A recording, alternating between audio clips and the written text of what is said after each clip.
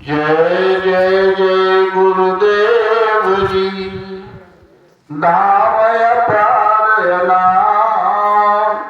तुमको कोटि प्रणाम है। सतगुरु जय गुरुदेव दयाल।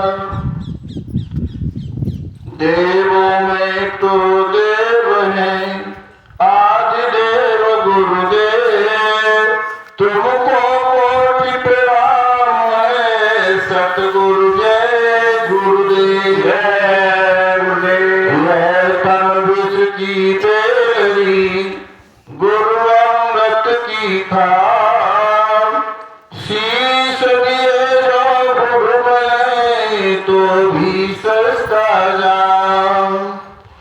गुरु ब्रह्मा गुरु विष्णु गुरुदेव महेश्वरा, गुरु साक्षात परब्रह्म तस्मै श्री गुरुवे नमः।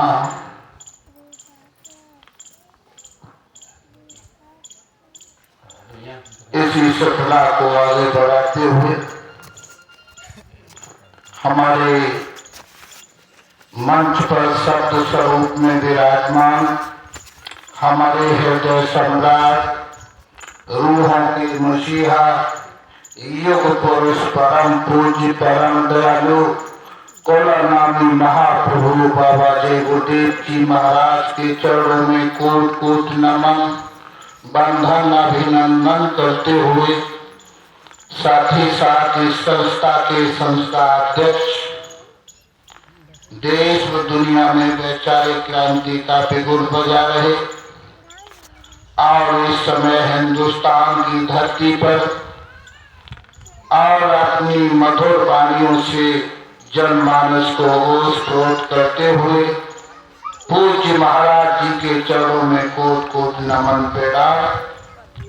साथ ही साथ हमारे इस जय गुरुदेव संगत मैनपुरी के जितने भी पदाधिकारी गण आए हुए हैं, अध्यक्ष उपाध्यक्ष कोषाध्यक्ष जो भी हैं और ब्लॉक स्तर से जो भी यहाँ पदाधिकारी गण बैठे हुए हैं, और अभी हमारे साथ में प्रार्थना सुना रहे थे हमारी दीवानी साक्षी बलवी सिंह। और इस कार्यक्रम का जो आयोजन इस गांव में, इस गांव की संगत जो करा रही है और इस पूरी गांव की संगत को कोट कोट नमन प्रणाम।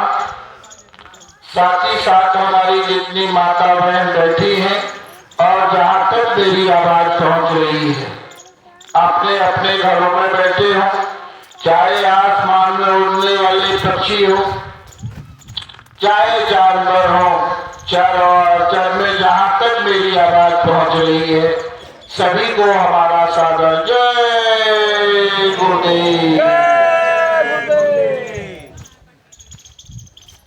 तो हमारे कुल मालिक ने जो हमें और आपको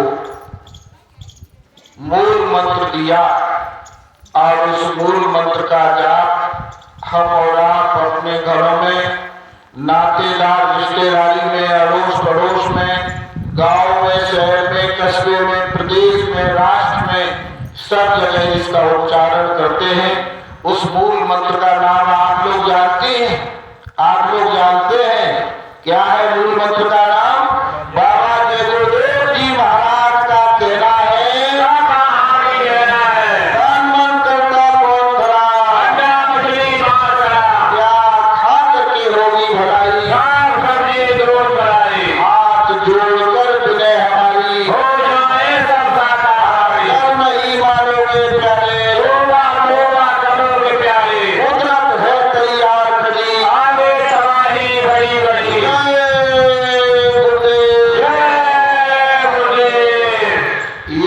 सारे देश में मूल मंत्र का प्रचार प्रसार चल रहा है और सारी संगत और सत्संग इसी मूल मंत्र पर आकर के टिक गया है। इसी मूल मंत्र को लेकर के हमारे महाराज जी सारे हिंदुस्तान में एक वैचारिक क्रांति का बिगुल बजा रहे हैं, सारे देश में ढिढोरा पीट रहे हैं। शाकाहारी अभियान लेकर के मद्यपान से चरित्र उत्थान के लिए जो रास्ता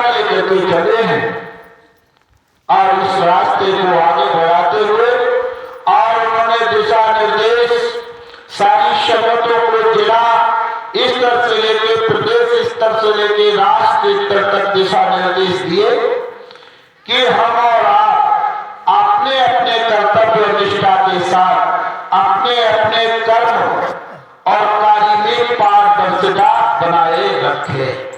पारदर्शिता, और हमारी संगत में अगर पारदर्शिता नहीं है तो संगत आगे कैसे काम कर पाएगी।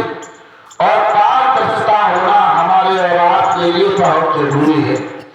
इसलिए सत्संग आगे तो बढ़ाया जाएगा, लेकिन साथ ही साथ ये बताओ कि ये गांव रसेमर में आज कितने साल सत्संग होते हुए हो गए? कितने साल हो गए भैया? 6 साल। 6 साल में अच्छा हाथ उठाना, इस रसेमर गांव के कितने लोग हैं? एक। क्या नाम है आपका? पप्पू? अखिलेश। और कौन से दूसरे? 2 3 3 1 4। बाकी के हमारी बहनें बैठी महिलाएं इनमें कोई है? अच्छा चलिए चलिए 5 6, चलो 10 का आंकड़ा पार तो कर लिया। बात तो है। खैर ये बताओ, इतने दिन सत्संग 6 साल हो गए और 6 साल में एक कार्यक्रम कराने में देखो मंच लगाया, गुरु महाराज आपके सामने। ये धोखा मत खाना कि गुरु महाराज यहाँ है नहीं, कि ये तस्वीर फोटो लगता है। ये फोटो नहीं है, तस्वीर स्वामी जी महाराज मंच पर विराजमान हो गए, शब्द स्वरूप में तुम्हारे सामने मौजूद है। और उनकी मौजूदगी में ही सत्संग होता है, उनकी बगैर मौजूदगी में सत्संग नहीं होगा। इसलिए आप बताइए कि 6 साल में कम से कम 60,000 से ऊपर की तो खीर खाई गई। नहीं इतना नहीं, और ज्यादा हुआ वो खर्च जो करते हैं, जो लोग अपने तन मन धन से सेवा कर रहे हैं, खूब पसीने की गाड़ी कमाई लगा रहे हैं, शाम से लेकर के और आपके लिए जो प्रसाद में लगा रहे हैं, किस लिए लगा रहे हैं? कारण क्या है आप ये बताइए। इनका क्या लाभ है और इनको हानि क्या है? लाभ और हानि के ऊपर ही तो सत्संग चलेगा। लाभ और हानि है क्या? देखिए, जो करवा रहा है उसको तो मिल रहा है, जो सेवा कर रहा है उसको तो उसका लाभ मिल रहा है, और आप लोग उसकी सेवा से जुड़ रहे हैं। और जुड़ने के साथ साथ अगर तुम भी वही काम करने लगो तो जो लाभ उन्हें मिलता है वही आपको मिलेगा। लेकिन अभी इस कार्यक्रम जो हुआ था पिछला, उसमें यहां से यहां तक एक सुनने में आई कि 32 आदमी गए थे। क्या भाई अगले ऐसी बात है? 32 गए थे, 34 गए, 32 और 32 आदमी कुल है। 32 आदमी भी नहीं जो मथुरा है उसमें थे, 32 है भी नहीं, तो अफसोस की बात है। और जहां तक मेरी आवाज पहुंच रही है, अगर अपने काम से निवृत्त हो गए हो तो निकल करके सत्संग मैदान में आ जाए। और कुछ मालिक की ऐसी बातें हैं गुरु महाराज की जो आपके ऊपर प्रकाश डालेंगी। हो सकता है कि कोई ऐसी बात लग जाए, चुप जाए, जिससे आप कल्याणकारी आपका बन जाए। ये नहीं कह सकते, ये गुरु महाराज की दया, और दया के साथ उनका जो निर्देश है, हम तो निर्देश का पालन कर रहे हैं, उनकी वचन वाणियों का पालन करते हुए आपके बीच में है। इसलिए सत्संग की प्रेमी भाई बहनों, आज 2 फरवरी हो गई 2026, 2026 2 फरवरी हो गई, और 26 का ये वर्ष अति दुखदायी और समय लेकर के आया है हमारे आपके बीच में। जो भी दिन आ रहा है, आज दिन निकल जाएगा, कल का और कष्ट में, फिर निकलेगा और कष्ट में। लेकिन ये किसने बताया? हमारे गुरु महाराज, बाबा जय गुरुदेव जी महाराज ने ही बताया। अब महाराज जी बता रहे हैं कष्टमय, कोहरा, आगे क्या तबाही होने वाली है। और फिर एक दिन वो समय आएगा कि जब तबाही जाएगी और तमाम कोलाहल की जब आवाज सुनाई देने लगेगी तो आज जिस जगह पर ये सत्संग हो रहा है और ये आवाज लगेगी कि आज सत्संग रसोवर में हो रहा है और कोई नई बात बताई जाएगी, तो हम आपको ये अवगत कराना चाहते हैं कि इतनी भीड़ होगी कि यहाँ दिखाई नहीं देगी लोग, इतनी विशाल भीड़ हो जाएगी, अगल बगल के भी लोग आ जाएंगे जब तबाही का समय आएगा। और कुदरत तैयार करी है हमारे और आपके लिए, अभी आपको नहीं मालूम क्या क्या तैयारी चल रही है। सूर्य अस्त हो जाए, ये सूर्य दिखाई नहीं देगा। यहां तक का अल्टीमेटम दिया है वैज्ञानिकों ने कि 11 महीने तक, 11 महीने कुछ दिन के लिए सूर्य अस्त हो जाएगा जब परमाणु आदि छूटेगी, जब बम्बार्टमेंट होगा, जब युद्ध की विभीषिका धड़केगी, अग्नि ज्वाला जब निकलेगी तो ये सूर्य अस्त हो जाएगा, नहर गंगा भी नहीं आएंगे। अरे तो अंधेरे में क्या ऊंची फसल कमाओगे 11 महीने में, और अगर ये 11 साल तक हो गया क्या खाओगे, उनको तड़प तड़प के मर जाओगे। इसलिए अभी भजन करने का समय है। कितने लोग इसमें भजन कर रहे हैं जो नाम ना लेकर के आए। आज तुम्हारा काम तो यही है सत्संग में केवल भजन। कितने लोग भजन करते हैं जरा हाथ उठाइए। चाहे कोई बात नहीं, नीचे हाथ दिए। हमें पूछने की जरूरत नहीं थी, पूछने की जरूरत नहीं थी। आज मजबूरी में ये शब्द आपके सामने आ रहे हैं। भजन, और भजन जानते हो किसे कहते हैं? हाथ उठा दिया। आज सत्संग दूसरे स्तर का चल रहा है। ये भजन कहते किसे हैं? सुनने का नाम है भजन। क्या सुनने का नाम है? कोई गाली दे रहा है वो सुनोगे, भजन तुम्हारा भजन हो जाएगा। किसी की चुगली, झूठ, छल, कपट, भले, अत्याचार, अनाचार और बातें सुनने का नाम भजन नहीं है, भजन नहीं है। देखो, दोनों आंखों के बीचों बीच ये क्या बैठी है? जीवा, आत्मा। और इस आत्मा के अंदर एक कान है, इस आत्मा के अंदर एक कान है।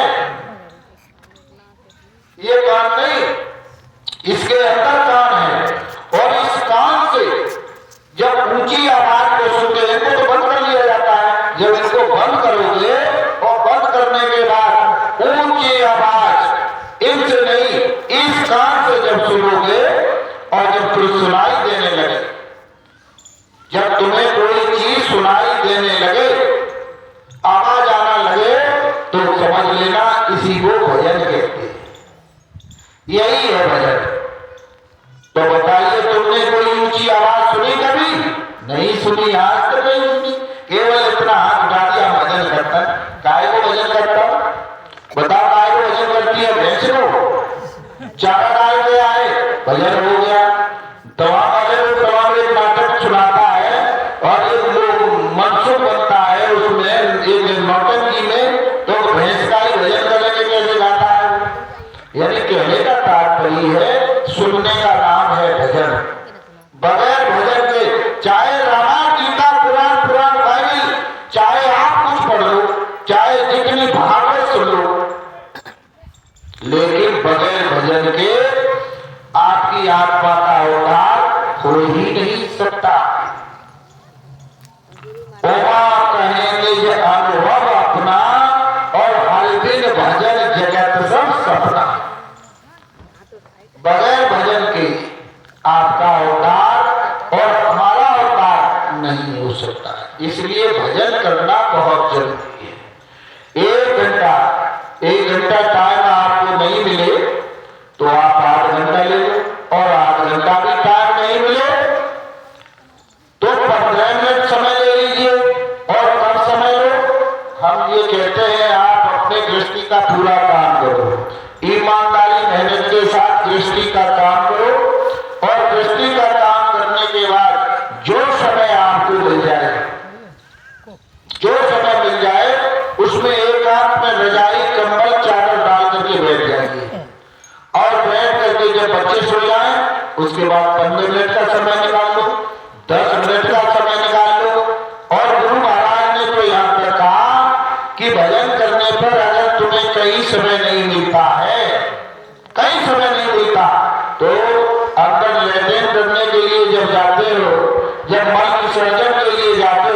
पेशाब करने के लिए बस लैट्रिन कर रहे हो और दोनों कान में एमरी डालो और बस बैठ जाओ भजन पे।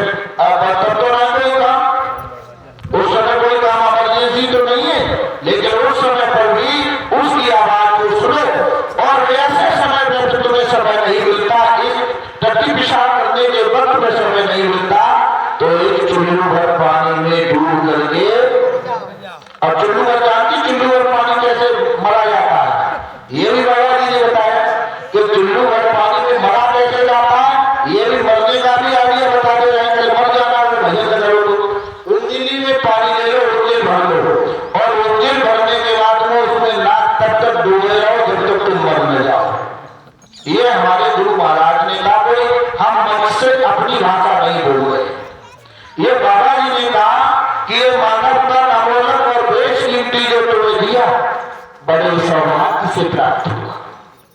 ये लड़के ही बड़े सौभाग्य से, माताओं बहनों भाइयों सत्संगी प्रेमियों, बड़े सौभाग्य से हमें औलाद को मिली है। ये मनुष्य रूपी मंदिर जिसके लिए देवी और देवता आतुर हैं, व्याकुल हैं, प्रार्थना कर रहे हैं कि भगवान हे प्रभु हे मालिक ये नदेही मन शरीर हमको दे दो। तो गोस्वामी जी महाराज, गोस्वामी जी महाराज जो गुरु महाराज का नाम था, वही गोस्वामी जी महाराज का नाम था जिन्होंने रामायण लिखी। रामायण के रचयिता गोस्वामी जी महाराज थे। बाबा जी की जो रामायण लिखी है वो नाम था, वही गोस्वामी जी महाराज का नाम था। तो उन्होंने कितने 100 अक्षरों में एक चौपाई लिख दी और आप रोजाना गाते हो कि बड़े भाग्य मानुष तन पावा, सूरज तन गावा। 100 अक्षरों में लिखा है। कितनी मार्मिकता है इस चौपाई के अंदर कि बड़े सौभाग्य से ये नरदेही मिली है, ये सुंदर चेहरा भरा हमें बड़े सौभाग्य से प्राप्त हुआ। इसके लिए देवी और देवता भी तरस रहे हैं, और देवी और देवता जब जाके तरस रहे हैं इस मानव तली के लिए, पिंड शरीर के लिए, और तुम देवी देवता के पीछे पड़े हो, पकड़ में नहीं आ जाए, भिड़ जाए, और कहीं देवी देवता पकड़ में नहीं आते तो खेत में इतनी बड़ी एक बटिया निकल आई लाल रंग की, देवी निकल आई हमारे खेत में, और उठाए के तिकाल में अलमारी में लगी और बस भाई पे तिलक टप्पू लगाए, दिन भर उसी पे लगाते हो। वो देवी बता देवी तुम्हारे लिए तड़पती है तो पत्थर की मूर्ति पर, कितने बार सत्संग में सुनाया, पत्थर की एक मूर्ति उसमें रखी है एक बटिया, और एक बटिया भाईता से में रख ले बाथरूम में जाकर पाए लिखती है, पत्थर तो वही है। अरे पत्थर साधारण सत्संग सुना रहा हूं, जो समझ में आ जाए वो भी सुना रहा हूं। तो पत्थर एक ही है, एक पत्थर अलमारी में रखा है और एक पत्थर से पैर बना रही है, पत्थर तो वही है। इसलिए बताइए आप इस पत्थर में भगवान नहीं है। तो कहोगे कि हम मंदिर में जाते हैं और मंदिर में हम प्रार्थना करते हैं मूर्ति के सामने खड़े होकर के, और जब मूर्ति के सामने आप प्रार्थना करते हो खड़े होकर के, तो आप बताओ प्रेमी भाई बहनों, मंदिर की मूर्ति के सामने, मंदिर के देवता के सामने जब खड़े हो जाते हो, हमें तो देवता मान लिया मंदिर में, लेकिन जो बताओ आप बंद करके प्रार्थना करती हो या आप खोल करके प्रार्थना करते हो? आप बताइए, कोई बताएगा? आप खोल के प्रार्थना करते हो मंदिर में, आप बंद करके? कोई नहीं बताएगा, नहीं बताएगा। इसका कारण यह है हम आंख बंद करके प्रार्थना करते हैं, खोल के नहीं। कि खोल के क्यों नहीं करते, उसका कारण है त्रेता विविध यज्ञ नर कही करही प्रभु समर्पित नर भक्त रहे, द्वापुर कर रघुपति पद पूजा और उपायन कोई दूजा। यानी त्रेता में यज्ञ की पद्धति थी और सतयुग में सतयुग यज्ञ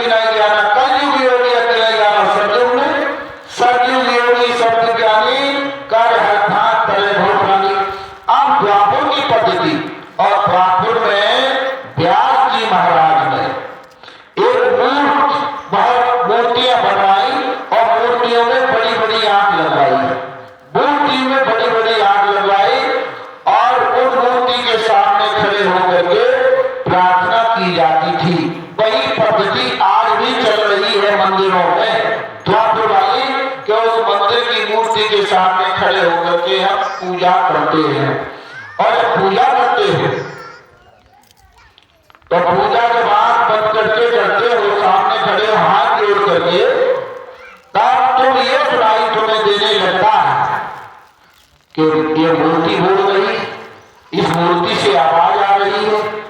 अरे सत्संगी प्रेमी भाई बहनों, उस मूर्ति से कोई आवाज नहीं आ रही, पत्थर कभी बोलता नहीं है। अरे इस मंदिर में आवाज आ रही है जब आप अपनी एकाग्रता, अपनी दृष्टि को कंटिन्यूएशन करेंगे, इस जीवात्मा को रोक करके और किसी एक केंद्र बिंदु पर टिकाएंगे जाकर के उस पत्थर की मूर्ति में, और जब कंटिन्यूएशन कर रहे हैं तो उसमें से जो यही ये जाकर के बाहर जब उसमें टकराएगी और टकरा करके पुनः जब वापिस आएगी तो जवाब देना प्रारंभ कर देती है और आवाज प्रारंभ आ जाती है कि हम तुम्हारी मदद करने के लिए तैयार हैं, तो प्रार्थना हमारी कर रहे हो, लेकिन तुम्हें नहीं मालूम कि आवाज स्वयं को मालिक अंदर से दे रहा है और वो बता रहा है कि प्रार्थना तुम जिसकी कर रहे हो वो मैं उधर नहीं, मैं इधर हूं। कभी देखा कुत्ता हड्डी उठा लाता है, हड्डी और हड्डी उठा के लाता है, जबड़े में दबा लेता है, तो हड्डी में से रस निकलता है या कुत्ते के जबड़े से रस निकलता है? जबड़े से, और उसी हड्डी को चाटता है फिर जीभ से, और बड़ा स्वादिष्ट उसे लगती है वो हड्डी, वो जानता है कि इसमें से रस निकला। सत्संगी प्रेमी भाई बहनों, रस तो तुम्हारे अंदर भरा है, रस तो तुम्हारे अंदर से निकल रहा है, उस पत्थर की मूर्ति में नहीं है। इसलिए साधन और भजन करो एकांत में बैठ करके, स्वयं अपने अंदर में झांको। अभी प्रार्थना सुनाई, खोज ली पिए को निज घट में, तो पिया कहां बैठा है, कहां विराजमान? तुम्हारे अंदर घट में, घाट पर बैठ करके। जब घाट पर बैठोगे और मन को रोकोगे तो दोनों आंखों के ऊपर जब छठे चक्र में ये जीवात्मा, जब छठे चक्र में जब चढ़ाई चढ़ेगी और छठे चक्र में ये जीवात्मा, तीसरे त्रिक जब ऊपर की चढ़ाई चढ़ोगे तब तो मंडलों में जाओगे, तब तो ब्रह्म पार ब्रह्म, उस अल्लाह खुदा रब और उस मालिक का दर्शन दीदार तो तब होगा जब शिव लोग, ब्रह्म लोग और विष्णु लोग को पार करने के बाद आत्मा जब उस लोक में पहुंचेगी, जहां तक सीमित है उतनी तो बात बताई जाएगी। इसलिए सत्संगी प्रेमी भाई बहनों, पहले हम और आप अपनी खोज न करें, और अपनी खोज न करेंगे हम दृढ़ संकल्पित हो जाएंगे साधन और भजन करने के लिए, तब आगे बढ़ पाएंगे, तब हमारी समझ में सत्संग, सेवा और भजन आ पाएगा। जब हम चक्रवात बन जाएंगे, त्रुटियों को निकाल करके पार करेंगे, मन और बुद्धि को कंटिन्यूएशन करेंगे, उसकी एकाग्रता बनाए रखेंगे, तो प्यार हमारे अंदर उमड़ेगा। भक्ति तो तब आएगी जब साधन और भजन करेंगे और अच्छे आचार और विचार बना लेंगे। इससे पहले आप न सत्संग समझ में आएगा और नहीं आप भजन कर सकते हो। अब मौज आपको भजन पे बैठे, अब भजन पे बैठे 10 मिनट 2 मिनट बैठे, हमारी कोनी में पी रहे, मेरी कोनी में पी, वही नीचे हाथ कर लिए, चलो अपना भजन कर लो, हमने भेषभूषानी लगाएगी, काम कुछ नहीं हुआ, मिला जुला कुछ नहीं। फिर कहते हो हमको कुछ मिल नहीं रहा। अरे 10 मिनट में 15 मिनट में तो शरीर स्थिर हो पाता है, स्थिर हो पाता है। कहीं इधर करोगे, ऐसे करोगे, ऐसे करोगे, रोको उसको, धीरे धीरे खींच करके मन को रोको, और मन रुकेगा तो भजन बनेगा, मन नहीं रुकेगा। इसलिए मन और आत्मा का संवाद चल रहा है। सत्संगी प्रेमी भाई बहनों, ये आत्मा अजर अमर और अविनाशी है, ये आत्मा अजर अमर और अविनाशी है, न कभी मरती है न मिटती है, और ये आत्मा चेतन है, ये आत्मा चेतन है और मन जड़ है। तो बताइए, ये आत्मा चेतन है, इससे चेतन से चेतन की पूजा आप करोगे, चेतन से चेतन की, वो मालिक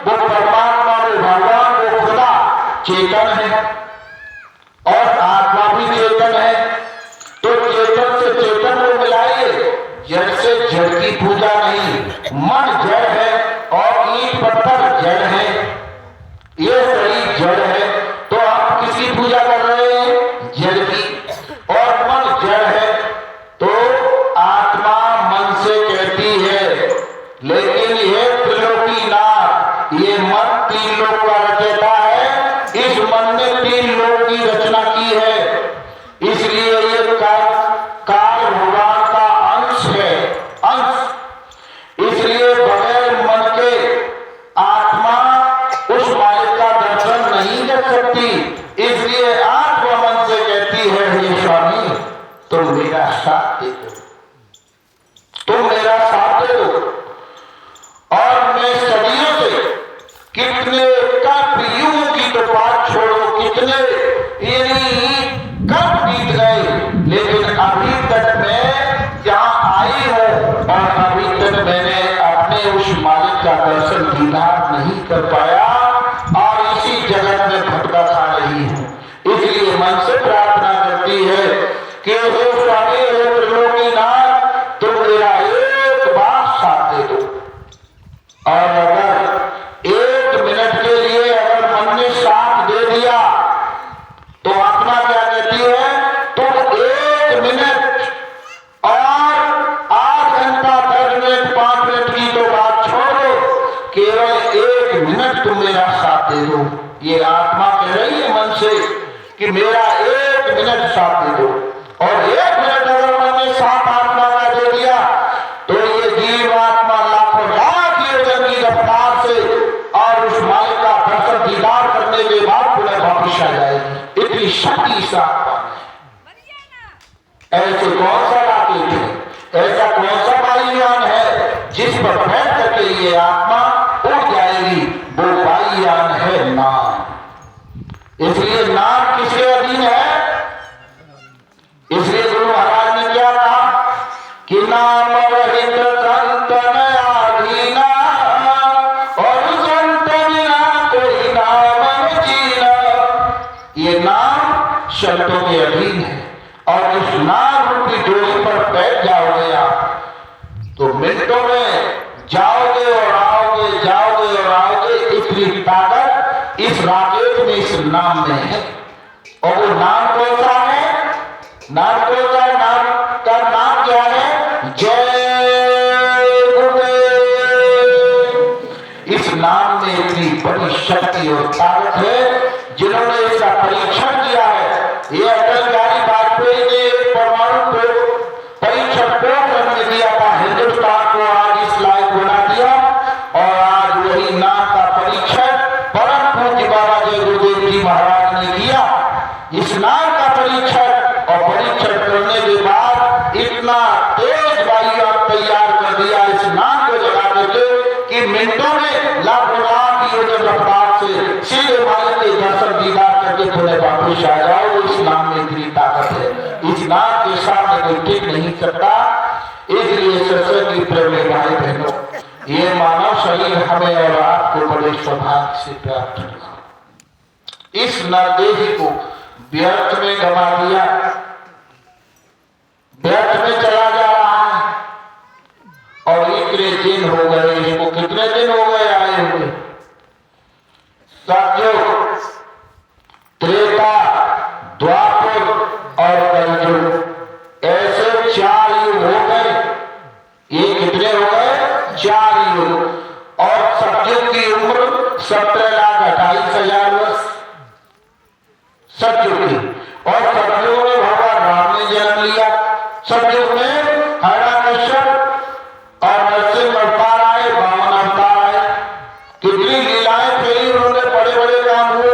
राजा हरिश्चंद्र उसी में पैदा हुए। अरे सतयुग जी थे, सतयुग में जो हुए। और हरिश्चंद्र की लीला आज जब भागवत में बैठ जाए या शास्त्री तो हरिश्चंद्र की लीला मानो ये कहते हैं कि जब हमारे सामने रही। अब सच बात सब कहां की हो रही है? सतयुग की। और चल कोई क्या रहा है? कल। अब सतयुग की जो लीलाएं कथाएं सुनाई जा रही है। और सतयुग में मनुष्य की आयु कितनी थी? 1 लाख वर्ष की। 1 लाख वर्ष जीता था सतयुग में। और प्राण किसमें थे? हड्डियों में।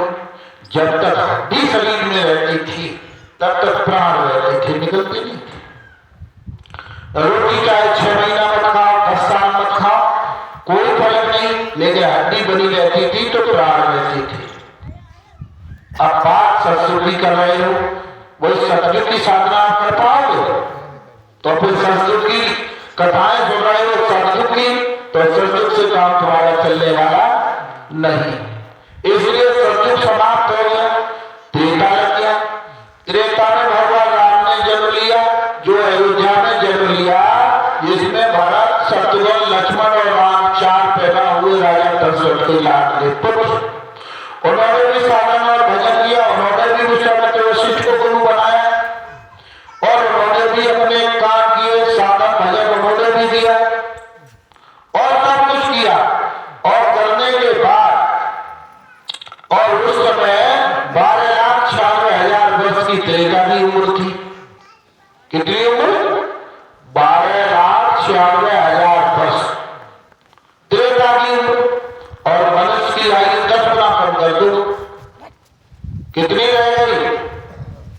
10,000 वर्ष। मनुष्य की आयु त्रेता में 10,000 वर्ष की रह गई। और प्राण किसमें रह गए? त्वचा में। जब तक शरीर पर खाल रहती थी तब तक प्राण रहते थे। अब साधना 10,000 वर्ष की मनुष्य की आयु थी और त्वचा में प्राण थे। अब आप ये बताओ कि तुम त्रेता वाली साधना भजन यहां करो तो कर लो? नहीं कर पाओगे। जो राम ने कार्य किए वो तो कर पाओगे? नहीं कर पाओगे। लेकिन कर तो लोगे, कोई बात नहीं, लेकिन बनोगे उन जैसा तब, उन जैसा बन जाओगे तो कर लोगे। लेकिन त्रेता में भी बहुत कुछ हुआ। कितना नरसंहार हुआ, रावण पर विजय प्राप्त की। और बहिराम सीता हरण हो जाता है, सीता हरण हो जाता है। और सीता हरण जो हुआ तो भगवान राम आकर के और लक्ष्मण किसको पूछ रहे हैं कि हे खगमृग मधुकर सैनी तुम देखी सीता जननी। किसको पूछ रहे? पेड़ पौधे जानवर पशु पक्षी सबको पूछ रहे कि तुमने कहीं मेरी सीता को देखा है? सब पूछ रहे भगवान राम। लेकिन क्यों पूछा? इसलिए इतिहास बनाया जाता है क्योंकि जब लक्ष्मण गए और लक्ष्मण गए भगवान राम की रक्षा करने के लिए और मारीच ने वो आवाज लगा दी, तो उन्होंने कहा कि मैं बन के जीवो, ये पक्षियों, चांद और सूरज, जमीन और आसमान, मैं तुम्हारे हवाले करके अपनी एक मां सीता को तुम्हारे हवाले करके जा रहा हूं, इसकी रक्षा तुम करना। लेकिन सीता को हर ले गया, लेकिन रक्षा नहीं कर पाई। तब तो पूछ रहे इसी को आकर के ये सारे काम किए। लेकिन भगवान ने स्वयं ये दर्शा दिया रामायण में कि मैं वो राम नहीं हूं जिसको तुम समझ बैठे हो। मैं तो मर्यादाओं का धनी हूं, मैंने मर्यादाओं के अनुकूल काम किया है, मर्यादाओं को तोड़ा नहीं है। लेकिन हमने और आपने सारी मर्यादाएं तोड़ दी, कोई मर्यादा लेकर नहीं चल रहे। सीता अपने स्वामी के साथ 14 साल जंगल में बिताने के लिए चली गई। सीता किसके साथ? अपने स्वामी अपने पति के साथ जंगल में समय बिताने के लिए। और कहा कि समय ही मेरा स्वामी है, समय ही मेरा पति है और समय ही मेरा जंगल है, समय ही मेरा सौभाग्य है, सब कुछ मेरा समय है और मैं तुम्हारे बगैर नहीं स्वामी यहां रह सकती। हर जंगल में चली गई 14 साल भटकती सीता और अपना कार्य उन्होंने जो भी करना था उनको मर्यादा में अनुकूल किया। अरे माता बहनों, 14 साल भगवान जंगल में चले गए और उन्होंने कहा तुम ही सब कुछ हो और तुम 2 महीने छोड़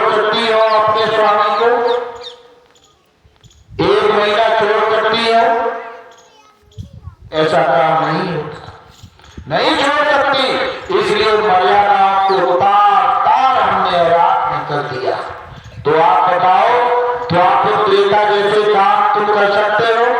त्रेता के कार्य नहीं जब कर सकते तो त्रेता की रामायण के जो लिखा हुआ है त्रेता में भगवान राम ने जन्म नहीं लिया, उससे 10,000 वर्ष पहले वाल्मीकि ने रामायण लिख के तैयार कर दी।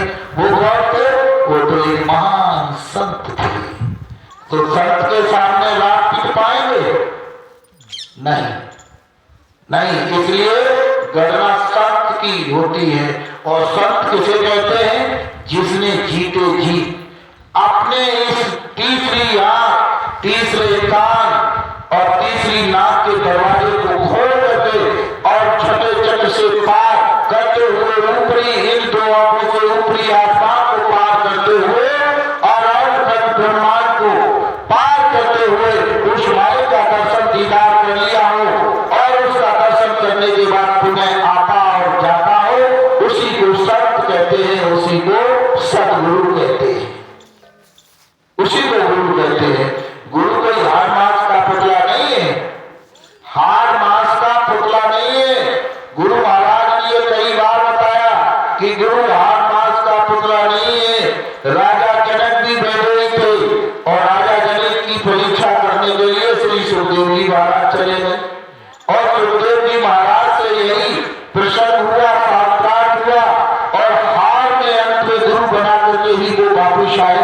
कई बार हमने सुनाया है उनका आपको प्रसन्न, तो वापिस आए और गुरु उनको ही बनाया।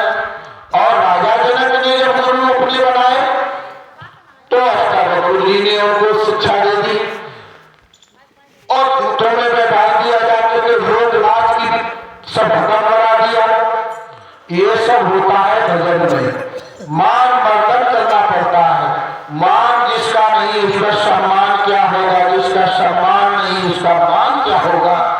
लाभ और मान के चाहे पड़ेगा फिर तुझे देना, अरे कर्म जो जो करेगा तू वही तुझ भोग ना भरना। जिन्होंने मार मन मारा उन्हीं को सूर मार देना, बड़ा पैरी मन घट में इसी को जीत ना कटना। ये बड़ा पैरी मन बैठा है, इसको त्रिलोकी कहते हैं। त्रिलोकी नाम ये तुम्हारा दुश्मन है, पैरी है। ये मन को जीतने के लिए बहुत ताकत लगानी पड़ेगी। इसलिए मन के कहे करो मत कोई, यानी मन के कहे उसका आप मत करिए, लेकिन गुरु कहे करो तो सोई। गुरु के कहे अनुसार काम करोगे तो जीव का कल्याण, स्वात्म का कल्याण हो जाएगा। इससे कोई दूसरा रास्ता है नहीं। इसलिए सत्संगी प्रेमी भाई बहनों, ये त्रेता का काम समाप्त हो गया। राम ने अपनी एक लीलाओं का मंचन करने के बाद द्वापर लग गया। द्वापर में पूजा की पद्धति आ गई, मंदिर बनवाए, उसमें मूर्तियां सब कुछ हुआ और द्वापर में कृष्ण भगवान ने जन्म ले लिया और कृष्ण भगवान सुदामा और उद्धव जी तीन सदी पर ऋषि के आश्रम में पहुंच गए और उनको गुरु बनाया और गुरु बना करके शिक्षा दीक्षा उनसे ले ली। और वहां भी तमाम काम हुए। जंगलों में जाते लकड़ी काट के गुरु के लिए आश्रम में लाते और लकड़ी काट करके डाल देते, भोजन के लिए गुरु माता जो दे देती, खाते पीते अपना काम करते। और सुदामा जी ने ही अपना खेल रच दिया, उनके साथ में जंगल में भेज दिया और गुरु माता ने चना दे दिया, उन्हें दुर्गा लिए कृष्ण भगवान ऊपर सब देख गए और क्या हो गए, भिखारी बन गए। तब क्या कहा, गुरु से कपट मित्र से चोरी और कह बोल गई था कह बोल गई। और गुरु से कपट छल, गुरु से छल और कपट करोगे तो क्या बन जाओगे, कोड़ी और निर्धन। इसलिए गुरु से कपट हमने और आपने किया। सत्संगी प्रेमी भाई बहनों, कौन सा कपट? ये कपट कि गुरु ने जो तुमको दे दिया अमोलक जड़ी अमोलक रत्न खजाना दे दिया और उस दौलत को हमने और आपने संभाल के नहीं रखा। वो ऐसी दौलत, ऐसा खजाना दिया, परिश्रम और मेहनत करके सारी जिंदगी उन्होंने कमाया और कमा करके हमें और आपको जो दौलत दी, उस दौलत को संभाल के नहीं रखा। और जब पूछा गया कि हमने जो तुम्हें दौलत दी है उसमें कुछ काम कर रहे हो, तो आपने झूठ सले आप बोल करके हाथ उठा दिया। काम रोजाना भजन करते अगर भजन करते होते तो ये भीड़ होती, तो ये कहते कि प्यास लगी होती, इतनी तड़प होती तो मरहूम हो जाते, या जगह बचती नहीं। इसलिए ये अमूल्य रक्त अमूल्य धन दिया है। इस हीरे जैसा शरीर आपने व्यर्थ में गवा दिया। एक धोनी और कदा से अपना लाद करके और कपड़े धोने रोजाना जाता था और आता और जाता, और जाते हुए एक दिन उसे मिट्टी में धूल में और चमकता हुआ एक हीरा मिल गया। जब हीरा मिला चमकता हुआ, उसने कहा कि इसमें बहुत चमक है इस पत्थर में, और उसने पत्थर को उठाया और कहा हमारे किस काम का ये, और उसने अपने गधे के गले में बांध दिया। गधे के गले में बांध दिया वो हीरा, हमारे कोई काम का नहीं। और जब गधे के गले में बांध दिया, फिर अपने कपड़ा धोने चला गया, फिर चला आया, और जब रास्ते में आया उसको एक जौहरी मिल गया। जौहरी मिला और जौहरी ने जब नजर डाल के देखा तो देखो इसके गले में हीरा चमक रहा है। हीरे की पहचान कौन करता है? जौहरी।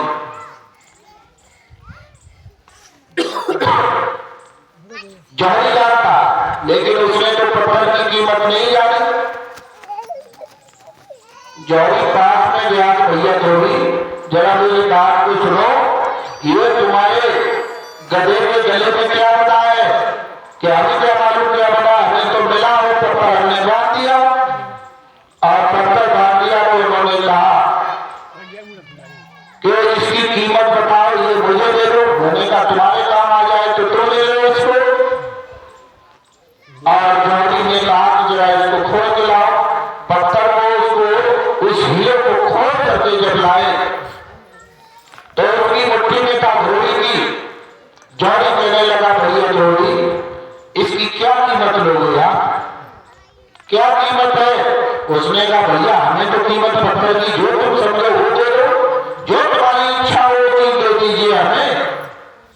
उसने कहा कि लो ये 6 पैसे उसकी कीमत लगा दी उसने। यानी आग करके उसने जो देना था कि फ्री में तो मिला, उसको दे दिया।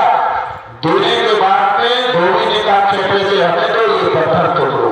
जैसे ही उस हाथ में लिया और लेने के बाद हाथ में रख करके बहुत खुश हो रहा है।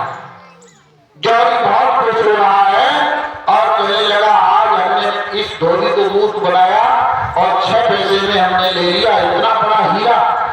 और जैसे ही हाथ में रखा उस जौहरी ने, वैसे ही उस हीरे के 4 पीस हो गए, हीरा चटक गया। जब हीरा चटका जौहरी रोने लगा। जौहरी रोने लगा, रो करके उस हीरे से सवाल जवाब करने लगा और क्या कहता है, ए भैया हीरा तू जब धोबी के हाथ में था तो तू नहीं चटका, और मेरे हाथ में आने के बाद तू क्यों चटक गया? इसका जवाब मुझे चाहिए। हीरा उठ करके जमीन पर गिरा और हीरे ने आवाज दी, जौहरी वो धोबी मेरी कीमत को नहीं जानता था। अरे तू जौहरी होते हुए मेरे हीरे की कीमत को तू जानता था, आज मेरी कीमत को तूने खत्म कर दिया, इसलिए तू मेरे काबिल नहीं है, इसलिए मैं चटक गया। वो तो बेचारा अनदेखी था। सत्संगी प्रेमी भाई बहनों, जिन्होंने नाम दान नहीं लिया वो इस हीरे जैसे शरीर की जिस्म की कीमत क्या जाने। और तुम्हारे अंदर जो हीरा, जो मणि जो रखी है, जो दिव्य मणि तुम्हारे अंदर है, उसकी कीमत वो लोग क्या जाने जिन्होंने उसको पढ़ा नहीं। इसलिए इस हीरे की कीमत, इस मानव मणि जो तुम्हारे अंदर रखी है, जो दीपक चल रहा है, इसकी कीमत तुम्हारे गुरु ने पहचान ली है। असली जौहरी तुम्हें मिल गया। रास्ते चलते हुए इस जौहरी ने कहा कि हीरा दहक रहा है, चमक रहा है, इस चमक को मैं और प्रकाशित कर दूंगा। और तुम्हें नाम धन की कमाई करने का आदेश दे दिया कि इस नाम से, इस नाम की डोरी से और इस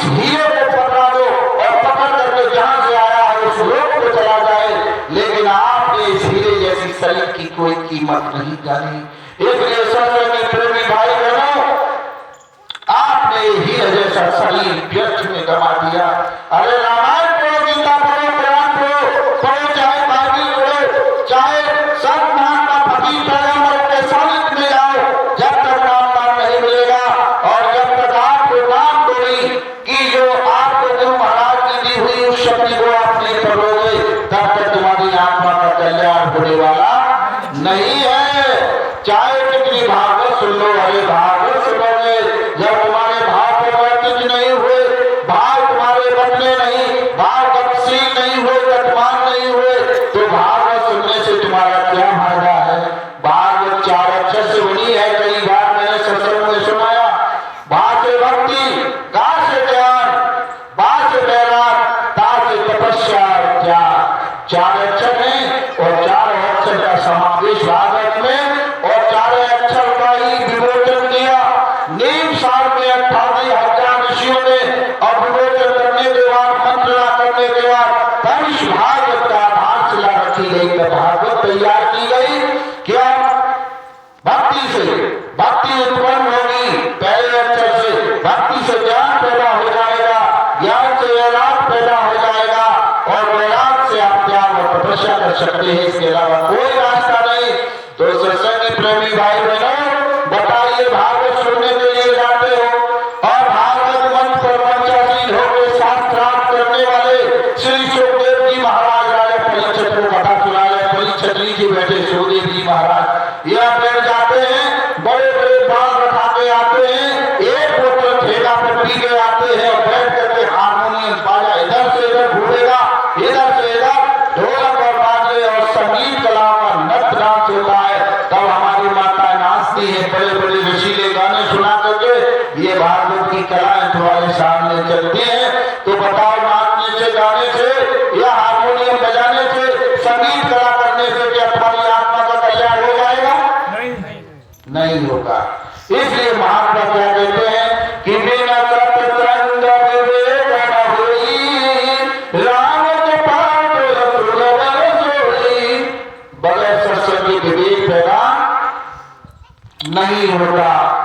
और सत्संग है क्या, सेवा है क्या, और भजन है क्या, ये मैंने आपको पहले ही बता दिया है। सत्संग से ज्ञान की उत्पत्ति होती है, और जो सत्संग आपको सुनाया जा रहा है, अगर एक भी शब्द ऐसा गुरु महाराज का आपके अंदर में चला जाए और आपके पर्दे साफ कर दे, तो आपकी आत्मा का कल्याण हो जाएगा कि नहीं हो जाएगा। लेकिन मन मोटा हो जाता है कहां, जहां आप सुनते हैं कथा, लेकिन कथा कौन सी हो रही है? द्रौपदी लीला। द्रौपदी ने 5 साल की अवस्था में नाच गाने किए थे। बताओ, जो सुरुचि सुनी थी और राजा अवतार पाठ के जो पैदा हुए द्रौपदी महाराज, वो 5 साल की अवस्था में घर छोड़ करके चले गए जंगल में, और हर नाम का जाप किया, उस परमात्मा के नाम का जाप किया, और ये प्रण किया कि मुझे पिता से ऊंची गति जब तक नहीं मिल जाएगी, मैं उसका उत्तराधिकारी नहीं बन जाऊंगा। मैं चैन से नहीं, विष्णु भगवान ने दर्शन दिया और आकर के अपनी गोद में बिठा लिया और उनका कल्याण कर दिया। कितनी अवस्था थी? 5 साल की। 5 साल में भगवान का भजन किया। किसने? ध्रुव भगवान ने, ध्रुव प्रहलाद ने। और प्रहलाद कितनी उम्र के थे? अरे ध्रुव की कथा, और वो भी थोड़ी उम्र के थे, 11 साल। 11 साल में उनके साथ कारनामे कर दिए हरकश्यप ने। वो भी भक्ति में तल्लीन, वो भी परमात्मा को मानते, मजबूर होकर के हरकश्यप उनका पिता ये कहने लगा कि तू किसको याद कर रहा है? मैं ही तो तेरा भगवान को सब कुछ में हूं। उन्होंने कहा तुम नहीं हो, राम नाम की रट लगाए हुए अंतकर्ता उसको तपते हुए खंभे से बांध दिया। तपते हुए खंभे, लोहे के तपते हुए खंभे से बांध दिया। लेकिन बांधने से पूर्व तड़फनाने लगा पहला, और कहा मेरी भक्ति को लाज हो जाएगी, मेरी भक्ति क्षीण हो जाएगी। हे प्रभु, आज लाज तुम्हारे हाथ में नाम का जाप करता हो। भगवान ने देखा कि बच्चा डर रहा है, बच्चा डर रहा है, तो तपते हुए लाल बर मंगार पे और चीटियां लग रही हैं। प्रहलाद ने देखा जब चीटी नहीं जल रही तो मैं कैसे जल जाऊंगा। उसने दौड़ करके और खंबे को पकड़ लिया और उसी से बांध दिया गया, लेकिन कुछ नहीं बिगड़ा प्रहलाद का। भक्ति किसे कहते हैं? कुछ नहीं बिगड़ा। और कहा कि देखो इसे भी नहीं है बड़ा, भक्ति कर रहा है। उन्होंने कहा कि अगर तेरा भगवान को परमात्मा सच्चा है तो इसी खम्भे में प्रकट होकर के दिखाए। वही खम्भा फटा और नरसिंह रूप धारण करने के बाद और हिरण्यकश्यप का वध कर दिया। किसने वध किया? भगवान हिरण्यकश्यप का नरसिंह रूप धारण करने के बाद। बाली को वामन अवतार रूप धारण करने के बाद और 3 पद में ही सब कुछ नाम दिया। ये सारी लीलाओं का खेल सत्य हुए और उनकी कथा सुनाई जाती है। कौन सुना रहा है? यही तो भक्ति करने से कुछ मिलता है। और भक्ति कौन करता है? कामी क्रोधी लालची इनसे भक्ति न हो, और भक्ति करे तो शून्य जाति वर्ण मूल खो। भक्ति कोई ऐसे नहीं कर सकता। अब मान और सम्मान की लड़ाई आ जाए, पर्यवेक्षक जी आए, अभी कह रहे हैं अरे भैया घटिया पे दरी नहीं बिछाई, करने का दरी नहीं, तुम और जो हमें दरी से काम नहीं करता। मान सम्मान की लड़ाई या नहीं है, या तो केवल आत्म कल्याण की लड़ाई चल रही है। आत्म कल्याण हो जाए और वही हमारे लिए उस मालिक के दरबार में दर्शन दीदार उस प्रभु के हो जाए, हमारे और आपके लिए तो वही बिछोना है। ये आत्मा कैसे निकलेगी? इसलिए द्वापर का अंत हुआ और अंत होने पे कृष्ण भगवान ने भी अपनी बाल लीलाएं करके और चले गए लग गया कलयुग। और कलयुग के लाए हुए कितना दिन हो गया? कलयुग के लाए हुए, इस कलयुग को आए हुए 5027 वर्ष। कितना समय होगा? 5027 वर्ष। आप सोच लो। और कलयुग की उम्र कितनी है? 4,32,000 वर्ष। और मनुष्य की आयु 10 गुना कम हो गई। द्वापर में 1000 वर्ष की और 10 गुना फिर कम करते हो तो कितनी रह गई? 100 साल की। 100 साल पे अगर अम्मा कोई पहुंच जाए, बूढ़ी बूढ़ी बुढ़िया बहुत 100 साल जी गई, लेकिन अब तो 60 साल के रह 60 या 70 पार कर जाए तो बहुत बड़ी बात मान लियो। लेकिन जो काम 5027 साल में नहीं होता था, ये प्रथम चरण कलयुग का है। जो कार्य अंतिम चरण में होना था वो प्रथम चरण में हो गएगा। कौन से काम? एक बच्चा की खातिर 4 लड़की पैदा हो गई, 4 बेटी पैदा हो गई। और 4 बेटी जब पैदा हो तो तुमने कहा कि 4 लड़की पैदा हो गई और लड़का एक भी नहीं हुआ, तो डॉक्टर के पास पहुंच गए, अल्ट्रासाउंड कराया। और अल्ट्रासाउंड कराने के बाद उसने कह दिया कि ये बेटी है, तुम्हारे गर्भ के अंदर, तुम्हारे अंदर बेटी है और ये भूत 2 महीने 3 महीने का हो गया। तुमने कहा कि इसको अब नहीं रखना, इनकी शादी कौन करेगा, ब्याह कौन करेगा? तो गई हॉस्पिटल में अल्ट्रासाउंड कराने के बाद और उस डॉक्टरनी के पास में जो पूतना बेटी है, पूतना बन गई तो आई थी कृष्ण भगवान का वध करने के लिए अपने स्तनों में जहर लगा करके और कृष्ण को पिलाया। इस तरीके से उनको हम पूतना का हमने जो दिया है किताब, इसलिए उनके पास पहुंच गए और उन्होंने तेज धारदार हथियार निकाला और उस मासूम बेटी के ऊपर चढ़ा दिया और चढ़ा करके उसकी करके रोड पर फेंक दिए और जूते से उसकी बोटी को रोक दिया। तो आप बताइए वो बच्ची चीख रही है कि मां मैं तो निर्दोष थी, मैंने कौन सा ऐसा अपराध किया जो मेरी पूरी जगह ने हत्या कर दी। मैं तो इस संसार में आना चाहती थी और आने से पहले ही तुझे मुझे मार दिया। तू मेरी मां नहीं हो सकती, तुझे 7 जन्मों तक अपने श्राप के करने जा रही हो कि तू सुख और चैन से नहीं जिएगी। ऐ माताओं, जिसने अपने गर्भ के अंदर अपनी औलाद को, अपनी बेटी और बेटा को समाप्त कर दिया हो वो मां हो सकती है? मां हो सकती है? मां के लाने का हक तुमने छीन लिया, इसलिए वो कुदरत नाराज हो गई, वो परमात्मा नाराज हो गया, वो खुदा तुमसे नाराज हो गया है कि तुमने उसकी बनाई हुई चीज के साथ छेड़छाड़ कर दी। उसने कहा तुम्हें किसने आदेश दे दिया कि मेरी बनाई हुई चीज को तोड़-फोड़ कर दो, कत्लेआम कर दो, इसकी निर्मम हत्या कर दो। अरे पानी में रहने वाले जीव जंतु और इस पृथ्वी पर रहने वाले पशु और छोटे छोटे जानवर जिन्होंने तुम्हारे साथ कोई अपराध किया था, कोई अपराध किया, कोई तुम्हारे साथ मारपीट की, गोला बारूद बंदूक तोप तमंचा तुम्हारे साथ चलाया, उन्होंने कुछ नहीं चलाया। फिर तुमने उस मालिक की बनाई हुई चीज को कैसे खत्म कर दिया?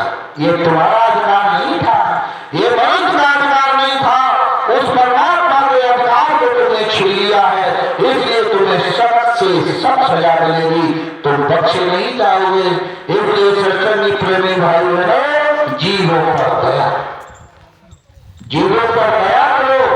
इसलिए एक मुसलमान हज करने के लिए मक्का और मदीना जा रहा। मुसलमान भाइयों मेरी आवाज पहुंच रही है तो जरा सुन लो। मक्का मदीना हज करने के लिए एक मुसलमान एक फकीर जा रहा। रास्ते में उसे तड़पता हुआ कुत्ता मिल गया।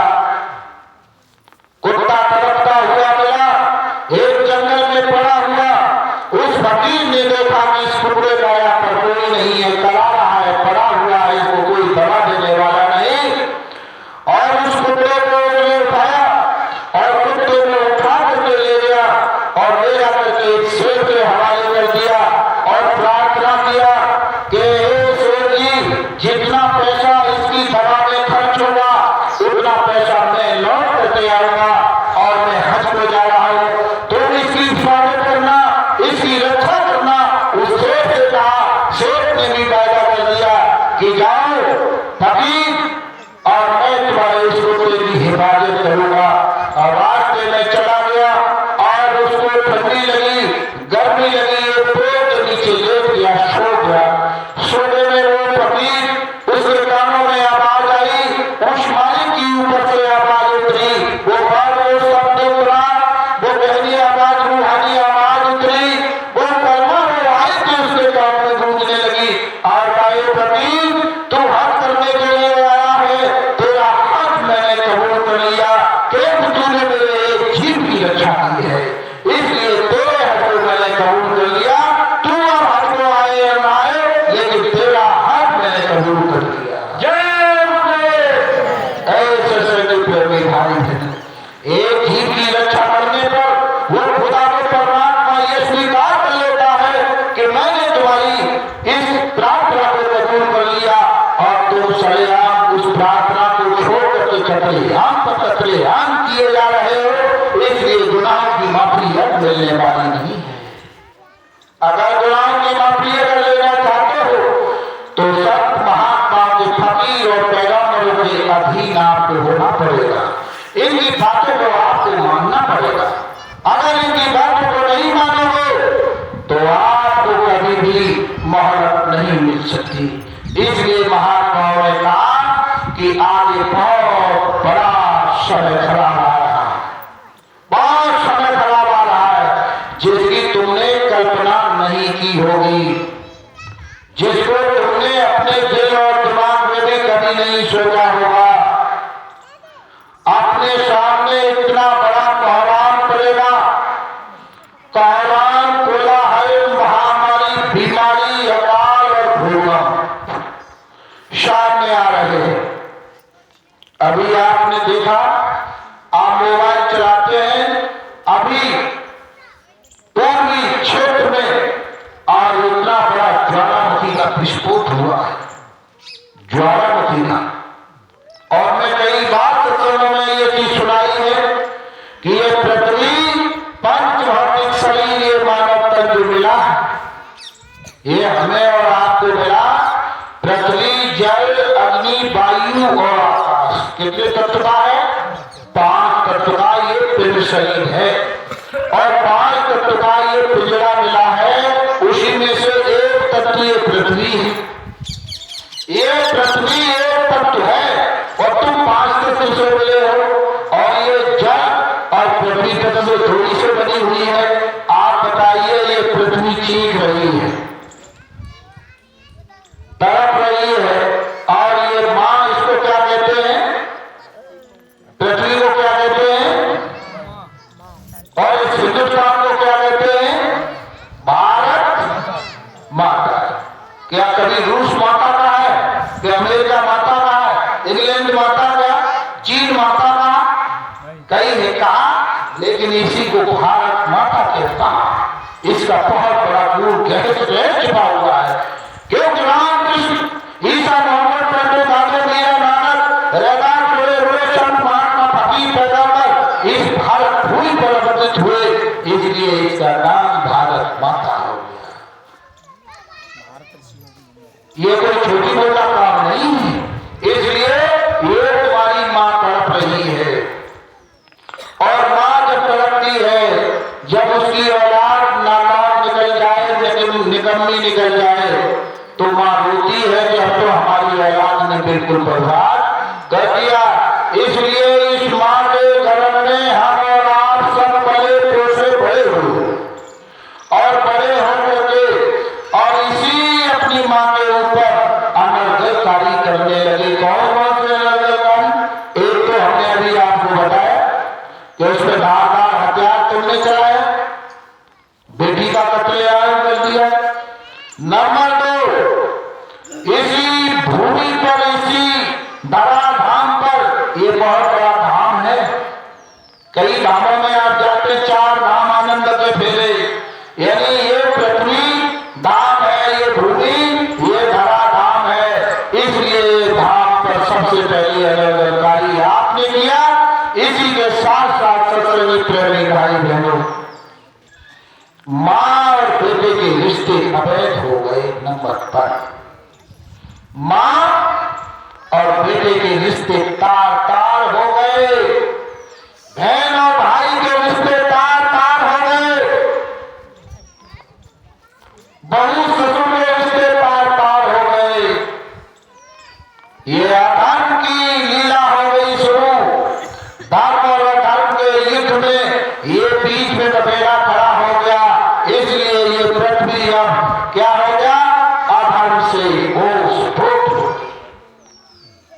इसलिए संतन होते जगत में जल जाता संसार, उठी बदलिया पाप की।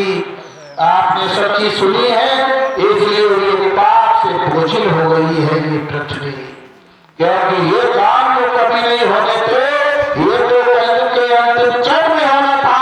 जब कलयुग जाने वाला होता, 4,32,000 के अंतिम चरण में होना चाहिए थे, वो काम प्रथम चरण में हो गए। और जब प्रथम चरण में हुए तो संत शिरोमणि परम पूज्य बाबा जय गुरुदेव जी महाराज ने मजबूर होकर आवाज लगाई और कहा कि कलयुग में कलयुग जाएगा। है बच्चा, कलयुग में सतयुग आएगा, कलयुग में कलयुग जाएगा और कलयुग में सतयुग आएगा। चाहे कुछ भी समझे बच्चे, वचन मिथ्या जाएगा और कुछ वर्षों के बाद इस धरा पे सतयुग जरूर आप सोचो। अब सतयुग आने की तैयारी है और सतयुग ऐसे ही आ जाएगा, सतयुग ऐसे नहीं आएगा। जब सतयुग आएगा तो वो आवाज लगा देगा कि कलयुग तुम अपने झोला डंडा उठाओ और अब हम आ रहे हैं।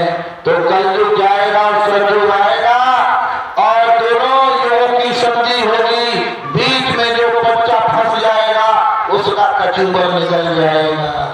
जो बीच में तो कबीर साहब ने तो बहुत पहले ही किया कि चलती चाकी देंगे दियो कबीरा को और दो पाटन के बीच में साबित बच्चों को। जब दो युगों की संधि होगी और जो चाकी चलती है, जो दाने आप उसमें डालते हो, चाकी चलाई है तुमने, ये बड़ी मुनि बैठी इन्हें तो चलाई है, नहीं है तो बोलेंगे तो वो हाथ में खड़ा पकड़ते फलक पड़ जाता है, अब कहाँ पे चाकी चलाती है, इसलिए इन्हें तो चलाई है। तो इन्हें मालूम है, देखो चाकी कैसे चलाई जाती, कैसे हमने अपनी देखी है, इसलिए हमें मालूम है। चाकी बना दी, एक ऊपर 5 एक नीचे लगा दिया, एक नीचे से माली लगाई जाती, उसमें 3 लंबी की, फिर एक गलुआ लगाया जाता और उसमें दाने डाले जाते, जरा ठोंक पे घुमाई जाती। अरे धरती है, अरे घोटने की तो देखी ना, अब चना के दौड़ तो मछली चलती है, भरकर पीस जाती। लेकिन कहने का तात्पर्य ये चाकी जब चलती है तो उसमें आटा बना देती है, ऐसे ही आटा बन जाओगे, ऐसे ही कुदरत का ऐसा खेल होगा। इसलिए सुंदर चेहरा बड़ा हो जाएगा, आपको जो मिला ये व्यर्थ में मत करो और व्यर्थ में चला जाएगा, फिर इसकी संभाल कौन करेगा। इसलिए बाबा देवोदेव जी महाराज ने इतना परिश्रम और मेहनत किया। इसी के साथ साथ में हमारे पूज्य महाराज जी इतना परिश्रम और मेहनत कर रहे हैं। गांव गांव कस्बा शहर मोहल्ला कोई नहीं छोड़ा जा रहा है जहां वो पहुंच नहीं रहे हैं। इतना अथक परिश्रम, इतना मेहनत और इतना पैसा बहाया जा रहा है पानी की तरह, किसके लिए? केवल आपकी और हमारी आत्मा का कल्याण करने के लिए, और कोई मिशन नहीं है।